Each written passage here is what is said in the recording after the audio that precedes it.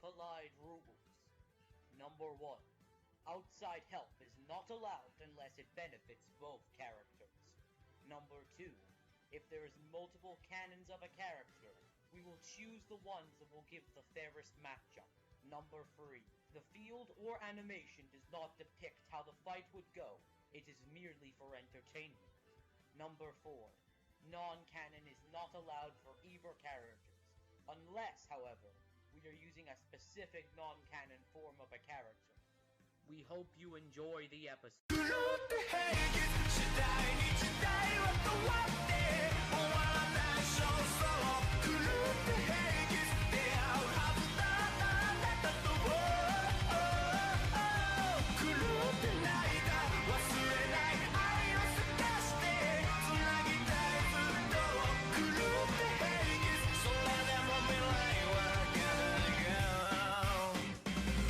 Royalty is an important status to those who inherit it, but some take it to a whole new level. And these two have shown that all their bark is backed up by one heck of a bite. I'm trying to say that they're pretty strong, if you know what I'm saying. Yeah, we get it. Laharl, one of Netherworld's greatest overlords from Disgaea. And Vegeta, the Prince of All Saiyans from Dragon Ball. I'm Demon, he's Archer.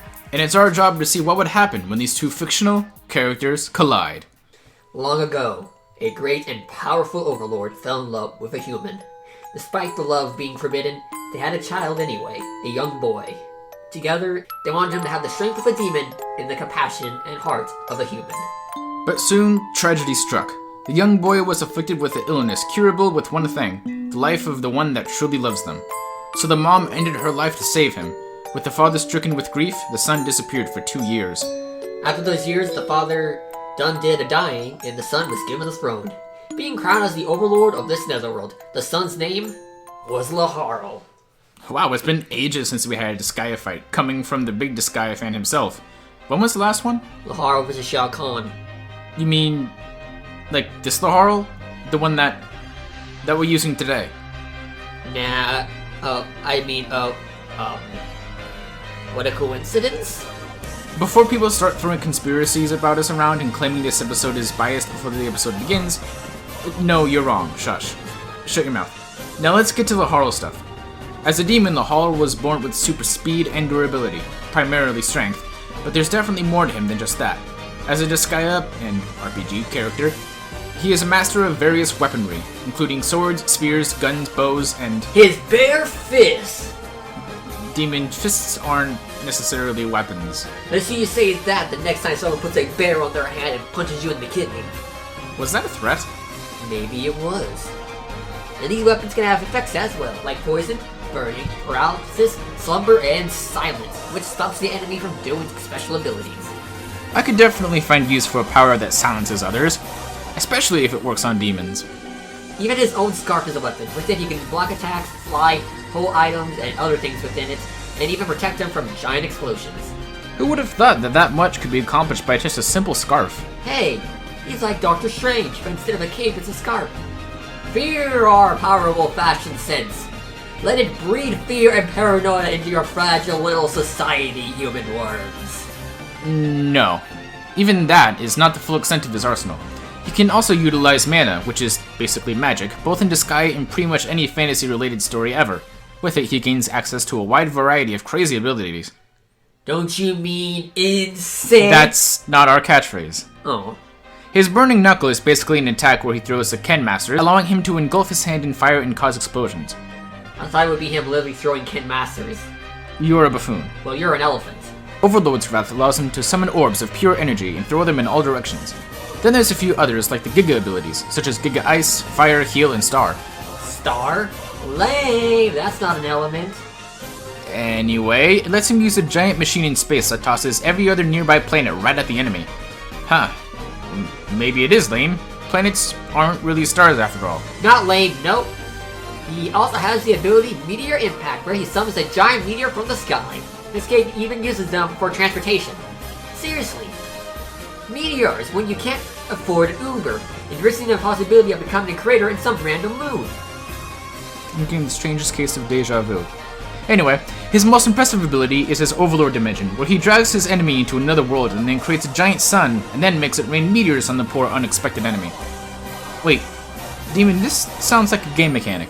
Nope, I have to debunk that claim right now. Ultimates have been confirmed in-game to be an actual ability, and to prove it, outside of gameplay, both the Ultimates and Overloads have been shown to be usable and also in the manga. Well, okay then. Hey, actually, let's talk about the Overload. The Overload is an ability shown in Disgaea 5 that grants the user unique powers, but the method needed to get one is a bit hard. To get one, you have to be as strong as the average Overlord. And who's the weakest Overlord to date? Dark Death Evil Man. So one of the lamest names for a villain. Just saying. Don't remind me. You see, Dark Death Evil Man should be above average demon, some of which can create big bangs by simply punching, like this one. If Dark Death is an Overlord, he should be casually higher than this. Hence why, to be an Overlord, you need to be higher than him, since he's basically fodder to any other Overlord. Actually, while we're talking about Overlords, let's talk about his feats. Feats like how he fought against other Overlords at the same level as himself, like Mao, the guy who was going to end his entire Netherworld's existence with ease. Yeah, Laharl fought him. That's not all either. He fought Valvators and Adele, other characters that have matched Mao's power in later games. He also defeated Baal, who can casually destroy Netherworlds. Netherworlds have been explained to be their own universes, and that guy crushed them inside his own palm like it was nothing. His own avatars have been stated by Baal himself to be above 4th dimension. That's nothing, Archer. To destroy said Netherworld, he would also have destroyed that one said item world, which has been said to be infinite in size. Oh my. Oh, also he defeated the Prophet Prime as well. Yes, we said that he needed to go 120% to do so, but it's more likely that Etna and Sicily were messing with him about how much power he was giving. Prime with her mana alone was able to fully overpower an infinite cosmos controlled by Zeta. If what this character right here says is true, each Netherworld is infinite in size, meaning Prime herself must be around multiversal levels of power, and Laharl scales to her. Hey, and that's not even his best stuff. One time he dodged a laser from Dark Death Evil Man that reached the edge of the galaxy in 1/13th of a second. It kinda looks like he got hit there, Archer.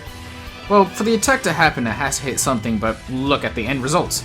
He took no damage, and even in canon, it's been confirmed that he did dodge the beam. Damn, and to do that, he had to go around, 9 quadrillion, 861 trillion, 754 billion, 149,543,684 times the speed of light? Yes. And at his bare minimum, he's quite likely much faster. One time, he also fought Killia and survived. You know the guy who defeated Void Dark, who had the power to destroy the entire Disgaea multiverse while he was weakened? Actually, Demon, don't let that fight fool you. Hilo was holding back and wasn't taking the fight seriously, but being able to damage Laharl, who has fought multiple universal to multiversal beings before this, he would still have to put some amount of strength into hurting the Demon Kid. Yeah, it's too bad Laharl allows those feats to go to his head. He's very arrogant and short-sighted. Most of the time, he wouldn't listen to anyone's advice in a fight. Additionally, his limited use of mana could stop him from using stronger powers. With that in mind, however, Laharl has shown across multiple Netherworlds that he's the greatest Overlord. Beware when crossing his Overlord path.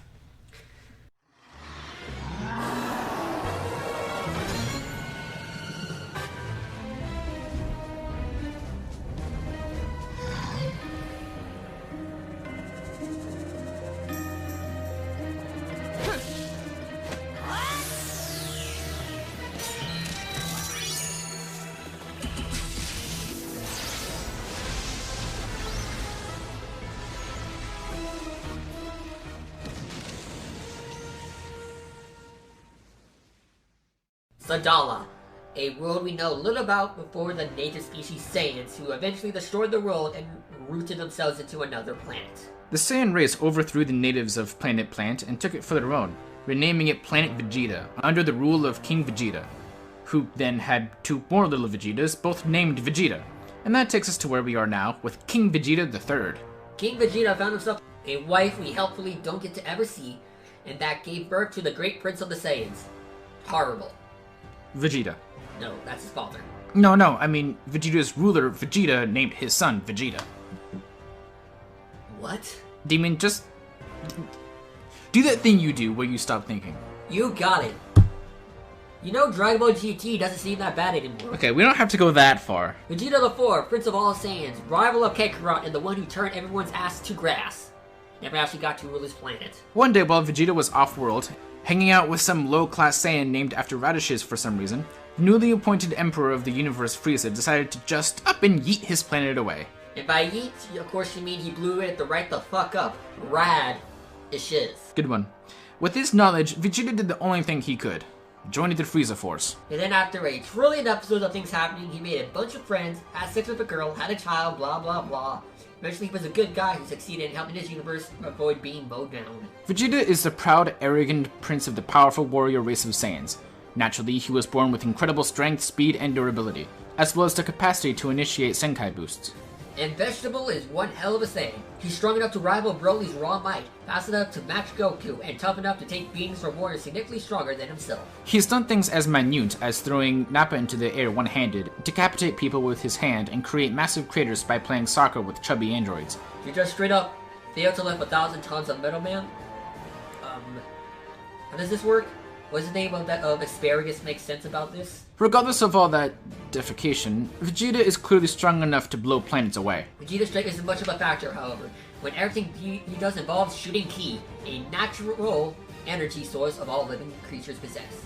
Utilizing Ki, Vegeta can do things as simple as fly at light speeds and fire small blasts to clear whole planets away if they were nothing. Vegeta has multiple iconic super moves. The Garlic Gun is a giant purple energy beam that even in his weakest state could blow 8 planets with. Hold on, did you just say garlic? His garlic shooting is a series of rapid energy blasts that almost never fails. Stop saying garlic. The Big Bang attack is a powerful Ki attack that is capable of annihilating foes with garlic. That one didn't even make sense! The Atomic Flash through a final impact is a focused, piercing attack that slices through anything like garlic. Wait, you just gone through everything without letting me say anything. Gamma Burst Flash is the last resort that could blow apart enemies even stronger than himself. He didn't help much though, the effort was fruitless. The Spirit Sword. It's not important, he jumped a hole with it, who cares? I care. Yeah, but no one cares that you care. You might not care, and they might not care, but I care about what I care because I'm me and you're you and you aren't me, so you don't know how much I care. What did I even just say? Oh, I understand, man. I'm sorry. Oh, so that of all things you understood. The Final Flash is Vegeta's ultimate fuck-off laser. At its strongest, he was able to even core out a compliment out of Jiren the Grey. An incredibly interesting and sophisticated character that makes Frieza and King Piccolo look like freaking Raditz. You already said all the moves! Vegeta's wide array of key attacks allows him an incredible variety of killing techniques to deal with his opponent, seating him clearly amongst the strongest of his universe. But if that's all he had, he wouldn't be able to accomplish much. Right, sure, Archer, he has... Stop talking. As a Saiyan, Vegeta can access an ascended form that allows him a 50 times power boost. Super Saiyan. There are many grades of Super Saiyan 1, but the only important one is grade 4.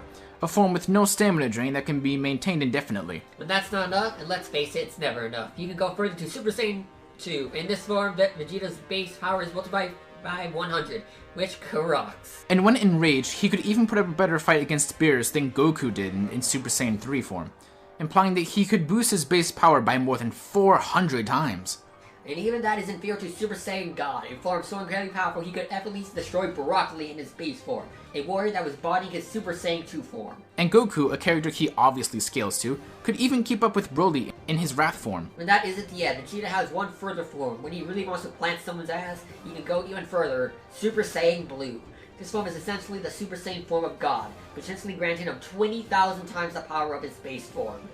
Oh, did you figure out 400 times 50 by yourself? No, I asked my brain in my brain to calculate it with a compass. I don't know why I bother sometimes. While Super Saiyan Blue is most impressive, let's be perfectly honest. He was inevitably going to get stronger. Enter Super Saiyan Blue Evolved. In this form, he becomes strong enough to match the power of Super Saiyan Blue Kaioken 20, giving him a 400,000 times multiplier to his base form. With all these forms, Vegeta has managed to overpower quite a few warriors. He mowed down Endor 19, turned God of Destruction and Topo all pear-shaped, and then uphold Jiren to use more power than he had previously. You're talking really weird today, like more than normal. The bananas are talking to me again. Those aren't just pretty names either. Topo is a God of Destruction. Now, he's clearly not as powerful as someone like Beerus, but even the weakest gods of destruction can effortlessly wipe out entire universes. Vegeta at his strongest was able to take him out and then keep on fighting just fine. And Jiren was considered to be even stronger than a God of Destruction. Though that's not to say Vegeta got to hit this universe uprooting power at the Tournament of Power. Even before he achieved Blue, Goku was able to shake the universe according to Elder Kai, whose attacks could have destroyed the entire universe. Needless to say, someone like Goku Black is easily universal level. Let's lowball Vegeta for a bit. Vegeta in Super Saiyan 2 was able to overpower Super Saiyan Goku Black, who in turn could defeat Super Saiyan God Goku, assuming Vegeta's base form remained equally strong throughout the entire series, and if you assume God form is only 2 times stronger than Super Saiyan 3, then God form Vegeta should be around 8 times universal. However, then you have to multiply it by 50 for Blue, and then 20 for Evolution. Ergo, even lowballed Vegeta should be around 8,000 times universal level. And that's a massive lowball. His base form has likely gotten at least 10 times stronger, and Super Saiyan God Goku was so much stronger than Super Saiyan 3 Goku that saying it's only twice as powerful is taking this lowball thing a bit too far. Holy guacamole! Wasabi, Batman! Vegeta's power is matched only by his cunning and his immense speed. Vegeta's speed is constant growing, and he has even been able to match a casual Beerus. Even assuming Vegeta's is only 1% the speed of Beerus, he'd even be able to move at over 3,735 trillion times the speed of light. Combining his speed and power with his cunning mind, intense skill, and totally radical experience, Vegeta is one tough cookie to crumble. He has even matched and defeated universe-obliterating foes, tanked shots from characters significantly more powerful than himself, which hit the low multiversal to multi-range, and has even been able to push himself further and break his limits more than anyone whose name is unrelated to carrots. I like carrots. Carrots are good for your eyes. You know what else is good for your eyes? Reading the script? Yeah! Unfortunately, Vegeta is far from perfect. While his pride and arrogance grants him incredible tenacity, and it's also the reason he's kind of, well, an asshole who underestimates his opponents and gets floored more often than he is gored his opponents. Vegeta might be a bit of a A-grade poop, but that doesn't stop him from maintaining his status as one of the universe's 7 greatest fighters. All hail the Prince of Saiyans. Wait, I just realized, every line you've said has included a vegetable, plant, or fruit pun. Right on, bro! Why would you do this? I'm a demon. Oh yeah. I gave my word from one Saiyan to another, and I have to keep it! I'll shatter through my limits, in my own way, on my own terms! And then, Jiren, I will defeat you!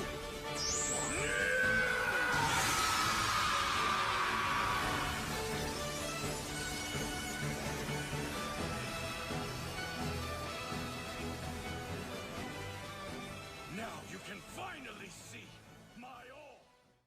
Okay, the combatants are set. Time for these 2 fictional characters to collide.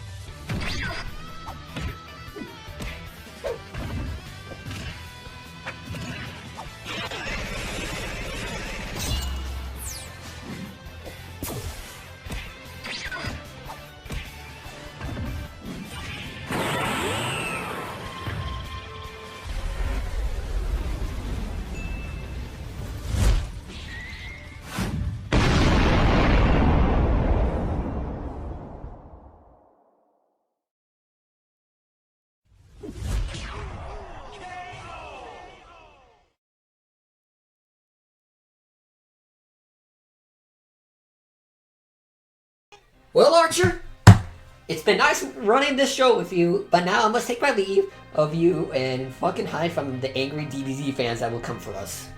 Well, before you leave, let's at least explain our choice of victor, okay? Okay. This battle is one of the closest fights we have, and likely will ever have. Both seem to be even in every major category. But that's not quite true. Laharl actually beats him in quite a few places. Like for one, let's talk about strength. Vegeta can scale to a few universal at best low multiversal beings like Toppo or Goku Black. That's cute. Say hello to Ball and Pram. Pram is a really strong demon. With just raw mana alone, she was able to overpower Zeta's netherworld barrier. If we take what another prophet has said about this netherworld being an infinite cosmos, this would need to be within a high universal to low multiversal range, so around the same level as Vegeta. Until we get to Ball. Yeah, at his weakest being when he fought Laharl, he destroyed this netherworld in the palm of his hand. Why is that impressive when there's already a couple of universe busters in this world? Well, each netherworld has an item world, which has been stated by the guy who's in charge of the item world is infinite in size. Meaning that Ball was already destroyed an infinite dimension in his hand, super casually. This isn't an outlier either. The guy has fought and defeated multiple demons who also scaled the Ball as well. And there's also Kelia. Even if he didn't fight at full power, he still showed off great strength to damage Laharl. Damn, and then there's speed. Laharl dodged that beat from Dark Death Eva Man that was around 9 quadrillion times faster than light. A couple dozen times faster than Vegeta scans Beerus. If he's only around 1%, he will only be 3 quadrillion. To actually make him go faster than Laharl's bare minimum, he had to go over 25% over Beerus' top speed to beat his minimum. And let's say we did that and give Vegeta that mini speed advantage. It wouldn't alter much considering Laharl's superior strength and durability. Let's not forget that Laharl's multitude of weapons, magical abilities, and status effects that could keep Vegeta on his toes. Vegeta, meanwhile, relies solely on Ki for his big attacks, all of which are fairly similar. A big ball, a bunch of small balls, a big laser, and an even bigger laser. While Vegeta does have a few advantages, like skill and the fact that he has a lot of experience fighting characters who dwarfs his own power, it really doesn't help terribly much when you have trouble even hurting your enemy. In summation? Oh, that... summation's kind of a big word for you, I'm impressed. Very much a big word. This battle was much closer than someone assumed, and you could easily make some arguments for Vegeta's victory. Currently though, we see 51% of battles going to Laharl due to his superior strength, durability, and much more varied arsenal. In the end, Vegeta dropped the Dragon Ball in this fight. This doesn't really make up for all the stupid puns you made earlier though. You shouldn't even try to cross the finish line if you can't cross the punch line. Just shut up and tell us who won. The winner is Laharl. Next time on Fictional Characters Collide.